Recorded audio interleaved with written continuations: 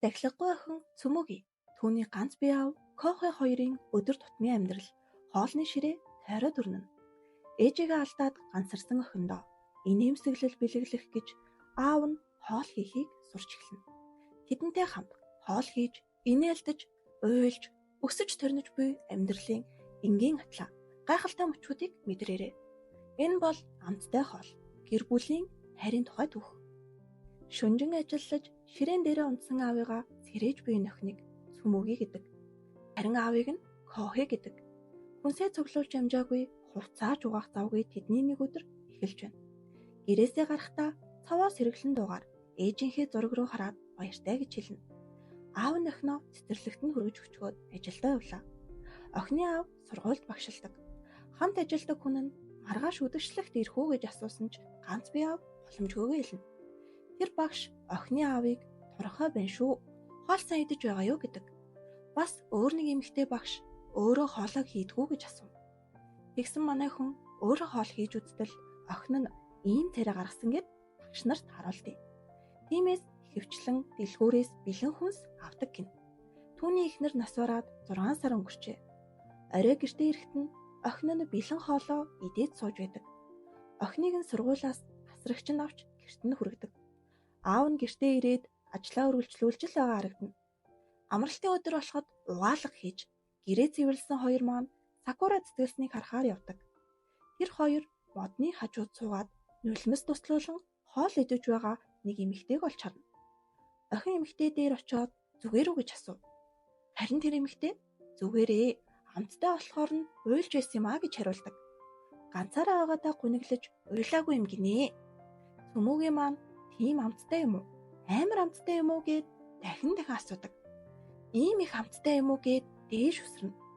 Охин хоолны сав руу нөнгийсэн чинь эмэгтэй хоолоо бүгдийг нь идчихсэн байжээ. Тэгээд эмэгтэй манай хоёрт боломжтой бол дараа ирээрэй гэд ээжийнхээ хоолны газрын танилцуулга хуудсыг өгдөг. Харих замдаа бэлэн хоол аваад харих үгтэл охин нь дахиад луу гэд дурамчхан хэлнэ. Гэсэн ч дахиад л дэлгүүрээс хоол авч иднэ. Охиноосоо амттай байв уу гэж асуусан чинь иймхэн л гэж хариулдаг. Гэхдээ аавыгаа гомдоохгүй гэд тэврээд үнсдэг. Нэг өдөр оройтоод ирсэн чинь охин нь зурагтаа тэрчгсэн. Хоолны нэвтрүүлэг үзээд байж байна. Тэгээд аав руугаа харснаа мах үлдэж өгөөч гэж ээж рүү захиа бичээд өг гэдэг. Ээж ийм гоё мах хийж өгөх болов гэд л яриастай. Аав нь охиноо үүрээд сандрангуй. Замдаа нөгөө эмэгтэй өгсөн нэрийн хуудас руу залглаа. Цүмүгийн охин амттай хоол идэхнэ гээд баярлана. Уг нь өнөөдөр эмэгтэй ээж нь байхгүй. Хоолны газар нь хаалттай байсан ч манай хоёрыг гуйсан болохоор тэр иржээ.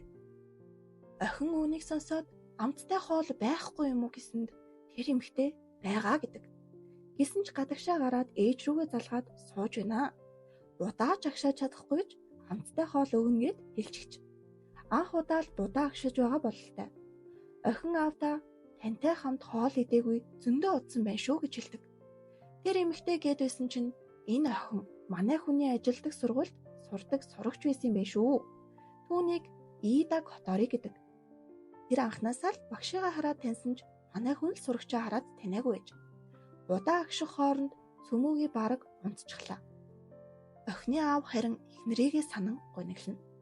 Ашгүй нэгэн будаа агшлаа. Тэгсэн будаагаа аялж өгчхөд суучихдаг. Цүмүгийн охин будаагаа халбагдаж үзээд аава үнэхээр амттай байна гэж хэлдэг. Аав нь охиноо хараад нулимс туслуулна. Тэгээд өөрөө ч бас будаанаас амсаж үзээд амттай юм байна гэдэг. Тэгээд охиндоо хандан аав нь ийм амттай хоол зөндөө хийж өгч вэ гэж амлав. Нөгөө сурагч охин гинэд багшаасаа оройн хоол хамт идэж байгаа ч гэж гуйдیں۔ Хамт хоол хий гинэ. Ээж нь ойрдоо өөр ажилтай. Завгүй байгаа учраас хоолны газар нь ихэнхдээ хаалттай байгаа гэдэг. Хоолны газар нь хаагдах гэж байгаа юм шиг санагдаад байгаа учраас ядчил гэрлийг нь өдөр бүр асааж хамтдаа хоол идээч гэж гуйв. Багш нь яагаад гэж асуудیں۔ Танихгүй хүнтэй хооллно гэвэл эцэг эгч нь дургуйцны үсттэй гэсэн чинь зүгээрээ л гэдэг. Цүмүгийн охин дахиж энд хоол идэн гээд бөөн баяр болно. Маргааш нь амлснараа аав нь өөрөө өглөөний цайгаа бэлддэг. Бас цэцэрлэгтээ идэх хоолыг нь ч бэлдэнэ. Цөмөгийн маань нөгөө газараа очиж хоол идийгээд ааваасаа гуйдаг. Охины аав сургуулиас Ида Которигийн тухай мэдэж авна. Түүний эцэг их 3 дугаар ангид байхад нь салжээ. Ээж нь хоолны газар ажиллуулахынхаа хажуугаар хоолны шоунд ажилладаг гэнэ. Тэгээд анги даасан багшд нь болсон явдлаа хэлэхэд багш нь өмнө нь сурагчиндаа очих хамт хооллох нь байдаг л зүйл байсан гэдэг. Тэгээд сурагчийн ээжтэй ярилцаад үзгэж зөвлөнө. Цөмөгийн цэцэрлэгтээ зурсан зураг аавдаа харуулдаг. Тэр хоолны газарт сурагч охинтой аавтайгаа гуруула хамтдаа хоол идсэн үеэ зуржээ. Маргааш нь нөгөө сурагч охин сургуулийнхаа ард юм идээд сууж байгааг манай багш харна. Тэр өдөр бүр энд сууж хоолдог гэнэ. Манай хүн түүнд ээжээс нь хамт хооллох тухай зөвшөөрөл авах ёстойгоо хэлдэг. Сурагч охин харин өнөөдөр ээж нь гэртээ байгаа учраас ирж хоол идээрэй гэж өрнө. Ингээд манай хоёр Котори охины гэрт ирлээ. Тэгсэн урдаас нь шууд л уучлахгүй жин. Ээж нь гинэт ажилдаа болоод явчихсан гинэ. Үнэхээр үнэн шүүгээд ээжийнхээ хурууны хийг дарсан бичих хүртэл харуулдیں۔ Манай хоёрыг явах гэтэл хоол идээд яваач гэж гуйна. Аав нь явъя гэсэн ч Цөмөгийн хоол идэн гээд баярлаад аавыгаа сонссонгүй. Тэгээд охиноосоо болоод үлдэхээр болчихно. Котори гахаан шүл болон хамбургер хийхээр багтаа бичиж авсан жороо хардаг. Хамтдаа хоол хийн гिचгээд багшаараа бэлтүүлж өөрөө хоол амтлах ажлыг л хийн гин. Тэгсэн хутганаас айдгийн гинэ. Ээжтэй нэмэр болохыг хүсдэгч хутганаас айгаад чаддаггүй гин. Тэгээд л багштайгаа хамт хоол хийгээд ижээ. Багш түүнд бие биедээ харилцан туслая гэдэг. Тэднийг шүлэн амталж явах үеэр Цөмөгийн охины гидэс дуурлаа. Хамбургер хийж амжаагүй ч бяцхан Цөмөгэд хоол нь үнэхээр их таалагджээ. Охиндоо амттай хоол идүүлж байгаа аав нь ч үнэхээр баяртай байдаг. Цөмөгийн дараагийн удаад хамбургер идэхийг хүснэ. Аав нь охиноо жаргалтай байгааг дахин харахыг хүссэн учраас дахиад ирэхээр боллоо. Котори охины ээж нь охиндоо хоол бэлдэж тавьчихад шууд нэвтрүүлэгт орохоор явжээ. Шууд нэвтрүүлгийг нь үзсэн чинь ээж нь охиныхоо нэрийг хэлээд ээж нь хичээнэ гэж хэлдэг. Өглөөний цай бэлдсэн багш өндөг зайдсаа түлж ногоогоо дутуу хэрчсэн ч Цөмөгэд маш их таалагддаг. Котори нөгөө суудаг газраа хоол идэнгээ багштайгаа ярилцсан. Цөмөгийн цэцэрлэг дээрээ асуудал тариад аав нь дутагдлаа. Нэг хөвгүүн түлхэхээр нь эргүүлээд мааччихсан гэнэ. Нөгөө хүүхэд нь ээжтэй загнуулж уучлалт гуйсан ч Цөмөгийн эвхэрч ивтчгээд уурлаад босдоггүй. Орой хоол хийж идэхээр нөгөө хоолны газартаа очсон ч уруугаар царайлсан хിവэрээ л идэг. Ингээд багш сурагч хоёр охины сэтгэлийг сэргээхээр хичээн бэж хамбургер стейк бэлтлээ. Хоол хийх үеэр Цөмөгийн өөрийгөө муу хүүхэд гэж бодоод шаналаад байгаагаа хэлдэг. Охин баг зэрэг тайвширч хоол хийхэд ч оролцов. Цөмөгийн хоолоо холбогдож үзээд уйлчихна. Өдөр цэцэрлэг дээрээ хүүхэдтэй муудалцсан шалтгаан нь аавдаа баримлын шавраар хамбургер хийж өгөх гэж байгаад тийм зүйл болчихж. Өнөөдөр аавынх нь төрсөн өдөр байж. Аав нь өөрөө ч бүр харцчихсан байдаг. Сургууль дээр нэг багш хөдөө гэрээс нь ирсэнгээд шинхэн хүнсний ногоо өглөө. Тэгсэн орой гэрт нь илгээмж иртэл багшийн ээж ч бас шинэ хураас нь ногоонуудаа явуулжээ. Одоо хоол хийхдээ маш их ногоо ашиглах боломжтой боллоо. Цөмөгийн хоолнд нь ногоо авахыг хараад цочирдно. Аав нь ятгаж идүүлсэн ч охинд амттай санагдсангүй. Ингээд яах учраа олохгүй Которитой ярилцлаа.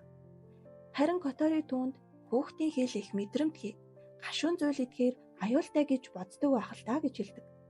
Багшч тэр өөрөө багадаа ногоонд дургүй байснаа санана. Харин Которигийн ээж багаас нь түүнд хүний хийж өгсөн хоолыг голж олохгүй заавал идгэж заасан учраас бүгдийг л эздэг болжээ. Манай хоёр ярилцаж байгаад Цөмөгээд ногоотой хэдий ч амттай хоол хийж өгөхөөр болно. Оройн дахиад нөгөө царай. Цөмөгийн маш жижигхэн хэрцсэн ногоон чинжүүг хүртэл ялгаад эхэлдэг. Харин Котори бүрмэл хийх санаа олжээ. Ногоонуудаа жижиглэж хэрчээд дотор нь бусад орцуудтай холиод мэдэгдэхгүй болгочих гин. Цөмөгийн чинжүүнд үнэхээр дургүй. Тэгсэн Котори чинжүүг аяг шиг хэлбэртэй зүсэж байгаад дотор нь жуус хийгээд өгсөн чинь дуртай уучдаг. Хоолоо шарга шүүгэнд хийхээсээ өмнө Цөмөгийн охины дуртай үрлэн помидорыг дээр нь тавьж өгнө. Цөмөгийн хоол болохыг тэгсэн ятаг хүлээнэ.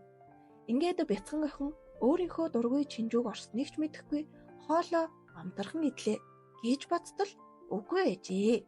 Залтай охин хоолныхоо бүх чинжүүг нэг талд нь ялгачаад дээр нь бяцлаг тавьж нуугаад аавынхаа аманд хийчихдэг. Удам нь далхаж явсан Котори Цөмөгийг өөр хүн дагуулж явааг харна. Тэгээд араас нь нууцаар даглаа. Уцаар ярих гэсэн ч цэнгэнд устгаж шар үстэй залуу дэлгүүрээс охинд хамтдан авч өгч байна. Тэгээд тоглоомын талбайд ирж суух хүртэл нь дагав. Котори шар үстэй залууг хүүхдэд тамхи өгөх гэж байна гэж бодоод орилоод усаад ирлээ. Тэгсэн багш ч бас ирж таардаг. Шар үстэй залуу руу заагаад энэ хүн Цөмөгийг хулгайлсан, тамхи өгсөн гэж хэлээд авна. Нөгөөх нь тамхи биш, шоколад идэв. Энэ залуу багшийн ахлах сургуулийн найз ээж. Түүнийг Яги гэдэг. Цэцэрлэг эсвэл хүүхэд асрагч байхгүй онцгой үед Цөмөгийг харж өгдөг гин. Энэ залуу Цөмөгээ донат хийхийг хүсдэгч твчдэг юм байна лээ гэж хэлдэг. Тэгээд манай хэд донат хийж үзэхэр шийдэндээ маргааш нь амралтын өдөр ээж таарна. Донат хийх зураа цэвэрлэгээч хийгээд амжлаа. Эхний удаа тосныхоо хэмээг тааруулж чадахгүй түлчгэн. Дараагийн удаа тосны хэмээ яг тааруулж донатаа хийж чаддаг. Жаргалтай байгаа охиноо хараад аав нь дахиад л буруу хараад ойлчихно. Которигийн ээж нь хөрштөө саяхнаас охин нь ганцаардахгүй. Багш нь ирж байгааг хэлдэг. Хөрш нь харин сурагчаа анхаардаг тийм сайн багш байдгаа гэж гайхна. Хөршийнх нь охин Которигийн найз. Тэр найздаа ээжийнхээ явуулсан хоолыг өгөхөөр ирээд манай гурыг харна. Гайхсан найздаа бүх учраа хэлж өгөв. Тэгээд өөрт нь хэлсэнгүйгээд гоншигнож өгнөө. Бас хоол хийх гэж байгаа юм бол туслая гэдэг. Багш харин эцэг ихэн зөвшөөрвөл болно гэнэ. Цөмөгийн баяртайгаар дараагийн амралтын өдрийг хүлээдэг. Бүр тогтлоод шүнж нойр нь хүрсэнгүй. Амралтын өдөрт зориулаад таньдаг хүмүүстэй урилга өгөх гээд бэлтчихсэн байна. Цөмөгийн гинэд банш идхийг хүснэ. Тэгээд багш Которигоос банш хийж болох уу гэж асуудаг. Ингээд Котори ээжээсээ жоор авч манай хэд бүгд цуглаад баншны парти хийнэ.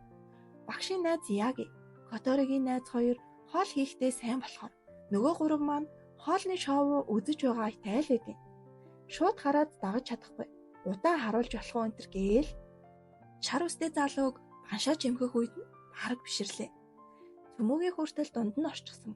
Жижигхэн гараараа банш жимхэх гэж оролдоно. Яги баншаа шараад эхэлчихсэн чинь Которигийн найз төрөгхөн холдуулчихдаг. Яагаад гэхээр энэ бүх хичээл зүтгэлийн гол учир нь багш сайн хоол хийж Цөмөгийн охинд амттай хоол идүүлэх. Бас хоолны газар нь үргэлж нээлттэй мэт санагдаж эдэнтэй хамт суралцаж инээд хөр нэмж байгаа Котори шүү дээ. Яаж хичээж байгааг нь л харчих. Цөмөгийн охин Ягиг яг л тоогооч шиг юм аа гэсэн чинь угаасаа л тоогооч юм байна л та. Тэгээд өөрийнхөө зэсээр тусалж байгаа нь энэ юм байна. Олон төрлийн банш хийж манай хэд жинхэнэ баншны үдэшлэг хийлээ. Тоглоомын талбайд хүүхдээ харж суугаа ээжүүд манай багшийг яаж ажил хийнгээ хүүхдээ харж амждаг байна гэж гайхна. Харин багш би нэг их унцдаггүй. Бас одоо тасчихсан гэдэг. Тэгсэн маргааш нь гэхэд л өвдчихнөө. Орноосоо босож чадахгүй охиноосоо уучлалт гуйгаад хөргөгчнөөс цэлцэгнүүр аваад идэрээ гэдэг. Гэтэл хөргөгчөнд цэлцэгнүүр байсангүй. Цөмөгийн аавдаа хэлсэн ч аав нь уучлаарай гээд унтаад өгнө. Тэгээд охин зурагтаа үзэж байснаа гинэтхэн цүнхээ аваад аавыгаа нэг шалгаж харчгаад гэрээсээ гарчихдаг. Дуугаа дуулаад алхаад л байна. Өсөөллийн ертөнцийн усан дээгүүр багчин загаснуудаас болгоомжлон аялна. Харцаар гарахдаа сурамгай гихч нь хоёр тийш харж байгаад гарчлаа. Дугуйтай хүнтэй мөргөлдөх төхөөд уйлах гэснээ хурдлангүй. Энэ үеэр аавынх нь халуун буугаад сэрсэн чинь охин нь байхгүй. Шууд сандраад л гарлаа. Ямар их айж байгаа нь тодорхой. Охин харин явсаар Которигийн хоолны газрыг олоод иржээ. Гэхдээ хаалгыг нь таттал хаалттай байлаа. Котори чаан гээдэл дуудаад л байв. Тэгсэн ашгүй Котори охиныг сонсжээ. Цөмөгийн маань уйлахгүйг маш их хичээлээ. Тэгээд Которид аав нь өвдсөн тухай хэлнэ. Охин Которид би уйлаагүй, мундаг байна уу гэдэг. Манай хоёр гэрээс нь хэрэгтэй зүйлсийг аваад гарч яваад аавтайгаа уулзлаа. Маш их айсан аав нь охиноо хараад шууд л уурлаад орилчихдаг. Дахлахгүй цөмөгийн маань аавдаа гомдоод харихгүйгээд уйлж өгнөө. Тэгээд яах ч аргагүй Которигийн гэрлүү явлаа. Багш охиндоо ямар их санаа зовсноо хэлж уучлалт гуйна. Бяцхан цөмөөгийч аавынхаа төлөө гарснаа хэлж эвлэрлээ. Котори будааг шахтаа түлчгсэн болохоор манай гурав гохэ мочи хийж идэхэр болдог. Гохэ мочи гэдэг нь Японы төв хэсэгт ялангуяа Нагано, Гифу, Айчи зэрэг мужуудад түгээмэл байдаг. Голдуу будаа ашиглан хийдэг уламжлалт 100 шимээ. Ингээд манай гурав будаагаа түлсэнж түүнийг ашиглаад амттай 100 хийж идлээ. Эцэг эхчүүдийн өдөрлөг бололтой. Манай багш ажилласаа чөлөө аваад цөмөөгөө дээр иржээ. Орой гэртээ ирээд аавда нөгөө муудалцдаг хүү Микио том болоод гэрлэхүү гэж өөрөөс нь асуусныг хэлнэ. Манай цөмөөгийн харин яагш гэж хариулжээ. Өөдгүй хүүхэд гинэ. Аав нь өнөөдөр цэцэрлэг дээр нь очиод хүүхдүүд жил бүр цүнхээ сольдог талаар мэдэж авчээ. Тэгээд цөмөөгээд цүнхийг нь сольж өгье гэтэл охин үгүй хэрэггүй гин. Ээжийнх нь өгсөн цүнхэл байхад хангалттай гэдэг. Аав нь охиндоо хэрв ээжийнхээ хоолыг идмээр санагдвал аав нь юу ч байсан хийж өгнө гин. Тэгсэн цөмөөгийг арвалж идмээр байна гинэ. Ингээд Котори багш хоёр маань дахиад нэг шинэ хоол хийх хэрэгтэй боллоо. Арвалж идэнэ гээд тогтлоод цэцэрлэг дээрээ баримлын шавраар арвалж хийж байдаг. Орой болж шинэ хоол турших цаг болжээ. Ээжийнхээ жороор Котори зааварчилж багш хичээнгүйлэн бэлдэж байна. Цөмөөгийч аавдаа маш их урам өгнө. Хоол амттай болжээ. Аав нь ээжийнх нь хийж өгсөн цүнхийг шинээр солилгүй. Толгой болсон хэсгийг нь гоё болгож өглөө. Дараагийн хоол бол карри. Манай хоёр карриндаа ногоон жинжүү хийж гиснээ санаад яах вэ гэтэл чинжүүнц дургүй цөмөөгийг карри юм чинь хамаагүй гинэ. Ээжийнх нь хийдэг байсан гэрийн карри үнэхээр амттай. Ямар ч ногоог каррины амттай болгочихдог шийдтэй байсан гэдэг. Которигийн ээж манай багшийг их сайхан их нартай байжээ гэж ярьжээ. Манай гурвын карри бэлэн боллоо. Карригаа идэж дуусаад гэрлүүгээ харих замдаа аав охин хоёр нэг хүний тухай бодно. Нэг нь эхнэрээ, нөгөө нь ээжигээ. Бяцхан цөмөөгийг гинэд аавынхаа хөлийг тэврээд үлчихнэ. Ээж ирэхгүй учраас оронд нь та хоол хийж өгсөн бидтэйгээ уйлдаг. Аав охин хоёр далайд очиж тэндээс загас авч иржээ. Тэгэхээр дараагийн хоолыг мэдээж загас ашиглан хийх нь. Манай энэ Котори хичээлийнхээ завсарлагаан бүрээр хоол иддэг гэж байгаа. Ангийнх нь хүүхдүүд хоолоо амтархан идэж байгааг нь хараад өнөөдөр ч бас их амттай байгаа бололтой гэж ярина. Сургуулийнх нь өдөрлөг болох гээд хүүхдүүд түүнээс танай ээж тоогооч үздэй. Нөгөө ангийн шарвинг гүйцэх санаа байна уу гэж асуудаг. Манай хүний толгойд бол дуусшгүй их санаа ээж идэг шүү. Тулааны байрлал авч байгаад л бодъё гин. Энэ бүгдийг харж байсан багш цөмөөгийг шарвин идэж байгаагүй сандыг. Тэгснээ дотроо цөмөөгийг шарвин хийж өгöd анхны минь шарвинг аав хийж өгч байсан гэж хэлж байгаагаар төсөөлж энтер. Орой гэртээ ирээд охиндоо амттай шарвин хийж өгнөө гэсэн.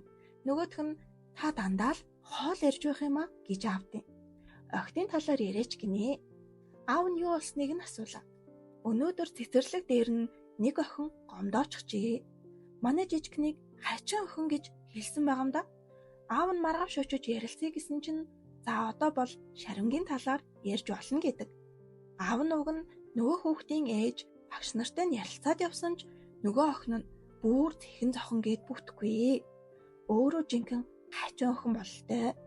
Манай цөмөөгийг дахиад шовдорлогдчихлоо. Орой аав нь ирсэн чинь бас л дуумуутай. Аав нь асуудал байна уу гэсэн чинь байхгүй гэснээр шууд шарвин идмээр байна гэд туулаад эхэлдэг. Энэ жижигнүүдийн учир нь олдохгүй маа бүр. Амралтын өдөр дахиад тавуулаа цуглжээ. Энэ удаад шарвингийн парти болох нь. Шарвин эзний дараа аав нь цөмөөгээд дуртай хүүхэлдэйн баатрынхан дүрийн хувцсыг хийж өгөхөөр материал авснаа харуулдаг. Цэцэрлэгийнх нь нөгөө охин цөмөөгийг ийм баатар болно гэхэд нь хачин охин гэж хэлж л дээ. Харин аав нь тэр охиныг үүнийг гоё гэдгийг ойлгох хүртэл нь хамтдаа хичээцгээ гэдэг.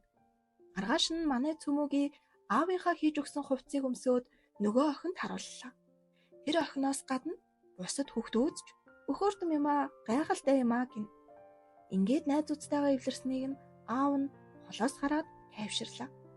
Сургуулийнхаа өдөрлөгөөр Котори өмнө нь туршсан ширвэнгаа хийж урт дараалал үүсгэж чаджээ. Цөмөгийн охины ээж нас бараад 1 жил өнгөрчээ. Багш жаахан ядраад Цөмөгийг дагуулan гадуур хооллохоор гарна. Цөмөгийг ойрт гадуур хооллоогүй юм байна гэдэг.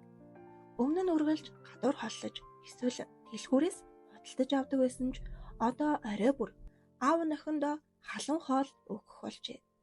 Цөмөгийн харин одоо ч ирэх цахилгагүй ивэрэ.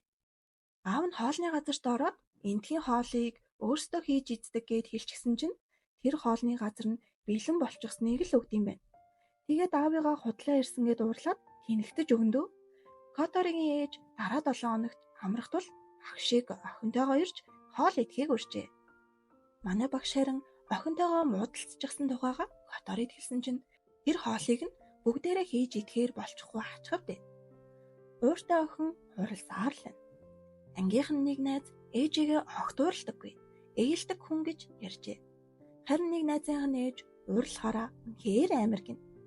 Аав нь шалтгаангүй уурладаггүй шүү дээ гэсэн чинь өөрөө шармаар байсан энтер гээд амандаа бутнаад идэв. Харин амралтын өдөр Которигийн ээж хоол хийж өгнө гэд хэлсэн чинь бүр сэргээд ирлээ. Тэгээд амралтын өдөр болсон чинь Которигийн ээж дахиад завгүй болчихж. Манай хэд өнөөдөр Окономияки хийн. Цөмөгийн өөрөө шарж идэнэ гэд уурлаад исэн хоолно. Гэхдээ хоолны үеэр бие биеэсээ уучлал гуйгаад нэг хөөрхөн эвлэрчгдэн. Яг хоолоо хийгээд дуусаж байхад нь Которигийн ээж гүйсээр ирлээ. Манай хэд бүр арай гэж энэ хүний бараг харж байгаа юм да. Которигийн ээж хоол идэх үеэр Цөмөгийн охиноос аавынх нь хийсэн хоол яагаад ийм амттай байгааг мэдхүү гэж асуулаа. Охин мэдэхгүй гэхэд аавынх нь чамайг гих хайр зөндөө их учраас ийм амттай байгаа юм а гэж хэлдэг. За энэ хүрээд таны мам дуслаа. Дараагийн бичлэгээ илүү хурдан авч үзхийг хүсвэл суугаад дэмжиж subscribe дараарай. Build me up, buttercup baby, just to let me down.